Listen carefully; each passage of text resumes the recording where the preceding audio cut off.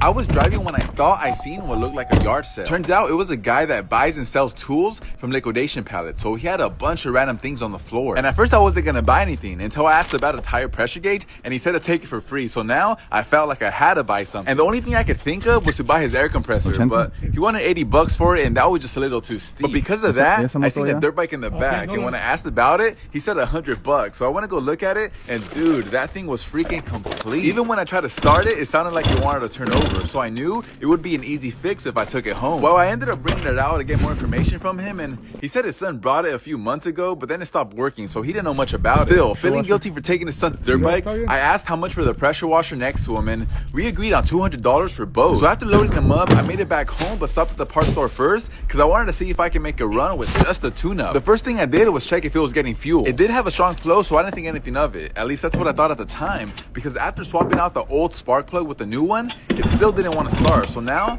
I was like, I wonder if I change out the fluid. So I drained all the transmission fluid out and poured in a new bottle, but when I tried to fill in the engine oil, I realized it didn't have a tank. Usually these bikes have an oil reservoir tank right in front of the steering wheel that mixes the oil with the gas on its own, but since this one didn't have one, that meant that someone in the past must have converted it to a pre-mixed fuel system. And if that were the case, it's very possible that the son didn't know that and filled the tank with normal gas, and that's exactly what happened, because nothing but old regular gas was coming out. So after taking out as much as I can, I poured in some 32-to-1 mixed fuel, and when I tried to start it, it took a couple kicks to get it running, but eventually it fired up and stayed running. Like, dude, I seriously can't believe how easy this bike was to fix. Like, how in the world do I end up getting so lucky?